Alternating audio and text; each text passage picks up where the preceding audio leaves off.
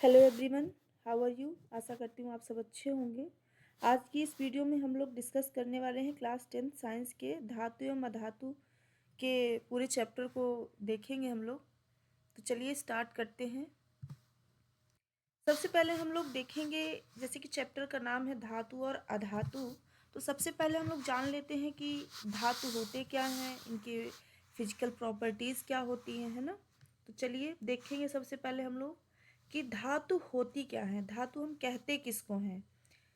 तो जिन तत्वों में चमक होती है, जो कठोर होते हैं, और बिजली ऊष्मा का, जिसमें जो बिजली और ऊष्मा के क्या होते हैं, सुचालक होते हैं। क्या होते हैं? सुचालक होते हैं।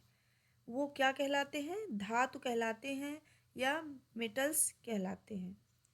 तो ये तो हो गया कि धातु कहते किसको है। अब यहाँ पे डिफिनेशंस आपको याद रखना है इसकी, कि सिंपल सी लैंग्वेज में है कि जिन तत्वों में चमक होती है, जो कठोर होते हैं, और बिजली ऊष्मा के क्या होते हैं, सुचालक होते हैं, वो क्या कहलाते हैं? धातु कहलाते हैं। अब इनके बात करेंगे फिजिकल प्रॉपर्टीज़ की, कि इनके भौतिक गुण क्या होते हैं, जो धातुएं होती हैं उनकी फिजिकल प्रॉपर्टीज़ क्या होती हैं। तो सबसे पहला इसकी जो फिजिकल प्रॉपर्टीज़ है कि ये इनमें क्या होती है, चमक होती है। धातुओं में क्या होती है, चमक होती है। एग्जाम्पल के लिए जैसे आप देख सकते हैं कि सोना हो गया, चांदी हो गई, तो इनमें क्या है, चमक होती है। अर्थात जो धातुएं होती हैं वो क्या होती हैं, चमकती हैं।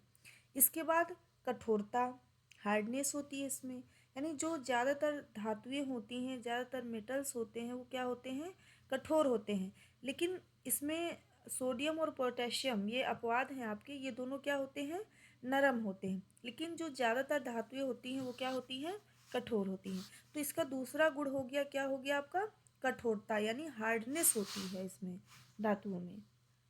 नेक्स्ट देखेंगे तन्यता। अब क्या किया जाता है कि तन्यता होती है, यानी धातुओं को पीट पाट के एक पतली चादर बनाई जा सकती है। यानी इसमें क्या होता है, तन्यता का गुण होता है।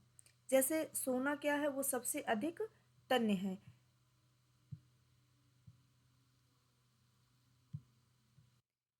क्या है, सोना इसमें क्या है, सबसे अधिक तन्य है। एग्जाम में पूछ लेता है कि सबसे अधिक तन्य धातु है, तो क्या एग्जाम्पल में आप लिखेंगे, सोना।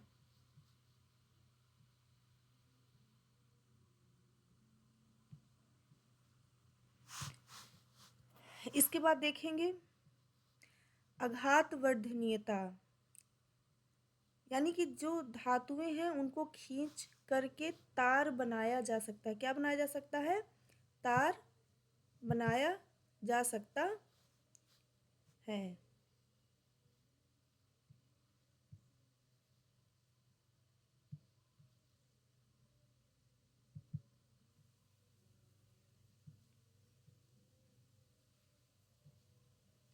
ठीक है। इसके बाद देखेंगे इनका जो एग्जाम्पल है आघात वर्धनीयता का, ये तांबा और एल्युमिनियम है।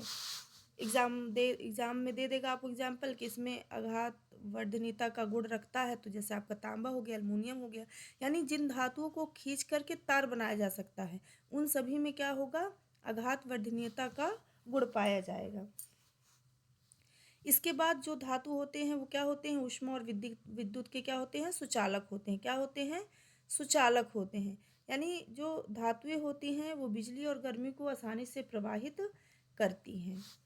यानी इसमें क्या होते हैं, ये ऊष्मा और विद्युत के सुचालक हुए। नेक्स्ट देखेंगे अधातुओं के भौतिक गुण। अब देखिए अधातु कैसे कहते किसको हैं, जिनमें चमक नहीं होती है। हमने उसमें पढ़ा था कि जिसमें चमक होती है ना, वो क्या होते हैं, धातु होते हैं। अब ये उसका जस्ट विपरीत है, अधातु। अधातु किसे कहते हैं, जिसमें चमक नहीं होती है, जो भंगुर होते हैं, वो क्या कहलाते हैं, अधातु कहलाते हैं। एग्जाम्पल जैसे आपका ऑक्सीजन हो गया, नाइट्रोजन हो गया, सल्फर हो गया। अब बात करेंगे इनकी प्रॉपर्टीज की, तो जो प्रॉपर्टीज है इसका जस्ट धातुओं के विपरीत होती है। जैसे उनमें चमक होती है और अधातुओं में चमक नहीं होती है। इसमें तन्यता का गुण नहीं होता है, ये आघात वर्धनीय नहीं होते हैं, ये बिजली के क्या होते हैं, कुचालक होते हैं। लेकिन उसमें क्या था, वो बिजली की जो धातुएं होती हैं वो बिजली के सुचालक होती हैं। लेकिन जो अधातुएं होती हैं वो क्या होती हैं, बिजली के कुचालक होते हैं। लेकिन यहाँ पर एक अपवाद है, ग्रेफाइट है, ये क्या है, बिजली का सुचालक है। कई बार एग्जाम में पूछा भी गया है ना, तो इसको आप याद रखेंगे। ग्रेफाइट क्या है तो ये अधातु, लेकिन क्या है, बिजली का क्या है, ये सुचालक है। तो ये चीज़ें याद रखेंगे हम लोग। इसके बाद देखेंगे इनकी केमिकल प्रॉपर्टीज, धातु और अधातु के दोनों देखेंगे हम लोग यहाँ पर। तो सबसे पहले बात करते हैं धातु की। जब किसी धातु की ऑक्सीजन के साथ क्रिया कराई जाती है तो क्या बनता है, धातु ऑक्साइड बनता है ना। यानी जो धातु ऑक्साइड होते हैं वो कैसे होते हैं, समानता ये क्षारीय होते हैं, यानी बेस होते हैं। एग्जाम्पल देख लीजिए, जैसे आपका मैग्नीशियम क्या एक प्रकार का धातु है, और ऑक्सीजन के साथ इसकी क्रिया कराएंगे तो क्या बनेगा, 2MgO बनेगा। ये यानी ये कि क्या बना, धातु ऑक्साइड प्राप्त हुआ हमें। MgO क्या है, धातु ऑक्साइड प्राप्त हुआ। और ये कैसे होते हैं, समानतः क्षारीय होते हैं। नेक्स्ट देखेंगे कि जब किसी धातु की जल के साथ क्रिया कराई जाती है तो क्या बनता है, धातु हाइड्रोक्साइड बनता है और हाइड्रोजन गैस बनती है। तो जैसे मान लीजिए धातु आपका सोडियम हो गया, और इसकी क्रिया हम किसके साथ करा रहे हैं, जल के साथ करा रहे हैं। तो हमें क्या मिल गया, सोडियम हाइड्रोक्साइड मिल गया और H2 गैस निकल गई। नेक्स्ट देखेंगे कि जब किसी धातु की अम्ल के साथ क्रिया कराई जाती है तो क्या बनता है, लवण बनता है, यानी कि साल्ट बनता है, और हाइड्रोजन गैस बनती है। जैसे मान लीजिए कोई धातु, एक मान लीजिए हमने जिंक ले लिया यहाँ पर एग्जाम्पल के लिए, और अम्ल ले लिया हाइड्रोक्लोरिक अम्ल। इनकी जब आपस में क्रिया कराई जाती है तो क्या बन गया, जिंक क्लोराइड बन गया, यानी कि साल्ट बना, लवण बन गया आपका, और H2 गैस निकलती है, यानी जिंक क्लोराइड यानी लवण बन गया और हाइड्रोजन गैस। तो ये थे हमारे धातुओं के रासायनिक गुण। अब इसके बाद देखेंगे अधातु। जब किसी अधातु की ऑक्सीजन के साथ क्रिया कराई जाती है तो वो क्या बनता है, अम्लीय ऑक्साइड बनाता है। एग्जाम्पल के तौर पर आप CO2 और SO2 को देख सकते हैं। तो ये सारी चीज़ें यहाँ पर आपको कई बार रिवाइज करना है, कई बार पढ़ना है, तो चीज़ें एकदम आसान होती जाएंगी आपके लिए। जो चीज़ें नहीं समझ में आए उसे आप मुझे कमेंट बॉक्स में ज़रूर लिखिएगा, मैं उसको ज़रूर उसका सलूशन दूंगी आपको। नेक्स्ट देखेंगे आयनिक यौगिक। आयनिक यौगिक क्या होते हैं, कैसे बनते हैं, है ना। तो ये चीज़ें हम लोग यहाँ पर देखने वाले देखेंगे कि जब एक धातु, जब कोई मेटल अपना एक इलेक्ट्रॉन छोड़ती है या किसी को दे देती है, और एक अधातु उस इलेक्ट्रॉन को ले लेती है या ग्रहण कर लेती है। देखिए, जो धातुएं होती हैं वो क्या करती हैं, इलेक्ट्रॉन छोड़ती हैं, और अधातु क्या होती है, इलेक्ट्रॉन को ग्रहण करती है। तो इस क्रिया में जो उनके बीच आकर्षण बनता है, यानी लेन देन, एक इलेक्ट्रॉन छोड़ता है और एक इलेक्ट्रॉन लेता है, तो उनके बीच जो आकर्षण बनता है उससे जो यौगिक बनता है उसे ही हम क्या कहते हैं, आयनिक यौगिक कहते हैं। यानी कि आयनिक यौगिक क्या है, आयनिक यौगिक का मतलब है कि इलेक्ट्रॉन का लेन देन, इलेक्ट्रॉन का लेन देन क्या कहलाता है, आयनिक यौगिक कहलाता है। बहुत सिंपल सी लैंग्वेज में आपको समझना है और उसी लैंग्वेज में एग्जाम में आपको लिख देना है। नेक्स्ट देखेंगे, इसके एग्जाम्पल समझेंगे हम लोग आयनिक यौगिक के। जैसे आपका सोडियम क्लोराइड हो गया। सोडियम क्या है, एक धातु है, और क्लोरीन क्या है, एक अधातु है। अब सोडियम क्या करता है, एक इलेक्ट्रॉन छोड़ेगा, और क्लोरीन क्या करेगा, एक इलेक्ट्रॉन ले लेगा। अब दोनों के बीच क्या बनता है, एक आकर्षण होता है, और क्या बन जाता है, ये दोनों आपस में जुड़ करके NaCl यानी खाने वाला नमक बन जाता है। तो इस प्रकार से NaCl क्या है, एक आयनिक यौगिक है ना। नेक्स्ट देखेंगे कि आयनिक बंध बनता कैसे है। अब जब कोई परमाणु इलेक्ट्रॉन खो देता है तो वह धनायन बनाता है, और जब कोई परमाणु इलेक्ट्रॉन ले लेता है तो वो क्या बनाता है, ऋणायन। देखिए, इलेक्ट्रॉन खो देता है यानी कि दे देता है, जब देगा तो वो क्या बनेगा, धनायन। भाई जिसके पास धन होगा वही तो देगा। तो ऐसे आपको यहाँ पर याद रखना है कि जब कोई परमाणु इलेक्ट्रॉन दे देता है या खो देता है तो वो कैसा आयन बनाता है, पॉजिटिव आयन बनाता है, यानी धन आयन बनाता है।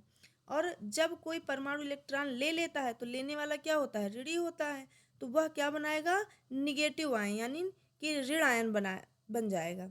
तो जब धनायन और ऋणायन के बीच आकर्षण बंध बनता है, इसे ही हम आयनिक बंध कहते हैं। यानी देखिए, एक इलेक्ट्रॉन देगा और एक इलेक्ट्रॉन लेगा। अब इनके बीच क्या होगा, धनायन और ऋणायन बनेगा, और इस आकर्षण से जो बंध बनेगा उसे ही आयनिक बंध कहते हैं। अब देखेंगे आयनिक यौगिक के कुछ गुण, प्रॉपर्टीज देखेंगे क्या होती हैं। तो आयनिक बंध कैसे, आयनिक कैसे होते हैं। ये आयनिक यौगिक जो होते हैं वो ठोस होते हैं, इनका जो मेल्टिंग पॉइंट होता है वो हाई होता है। ये क्या होते हैं, पानी में घुल जाते हैं, पिघली अवस्था या घोल में बिजली प्रवाहित करते हैं। तो इनके ये प्रॉपर्टीज आपको याद रखना है, कभी कभी एग्जाम में पूछ लेता है। नेक्स्ट देखेंगे कि बोर्ड एग्जाम के लिए आप लोग यहाँ से क्या याद रख सकते हैं कि ये धातु और अधातु मतलब आयनिक यौगिक होते हैं। इसमें क्या होता है, इलेक्ट्रॉन का आदान प्रदान होता है और विपरीत आवेशों का आकर्षण होता है। इसके बाद देखेंगे धातुओं का संक्षारण, है ना। आपने देखा होगा कि जब कोई धातु है वो हवा और नमी के संपर्क में आती है तो वह धीरे धीरे क्या हो जाती है कि खराब हो जाती है। मान लीजिए कोई लोहे की वस्तु है, छत में रख दिया आपने, तो वो क्या होती है, उसमें जंग लग जाता है। तो एग्जाम्पल के तौर पर हम उसे ही देखेंगे कि जैसे लोहे में जंग लगना। अब क्या है, आयरन है और वो ऑक्सीजन के संपर्क में आ रही है और उसको क्या मिल रहा है, नमी मिल रही है, यानी कि कहीं ना कहीं से उसको जल भी थोड़ा सा मिल रहा है, नमी मिल रही है। तो वो क्या बनाती है, रस्ट बना लेती है, यानी कि उसमें जंग लग जाता है धीरे धीरे। तो यही बताया कि धातु का संक्षारण है क्या, कि जब कोई धातु हवा और नमी के संपर्क में आती है तो वो क्या होगी, धीरे धीरे खराब हो जाएगी। इसे ही क्या कहेंगे, धातुओं का संक्षारण कहेंगे। एग्जाम्पल के तौर पर लोहे का जंग लगना।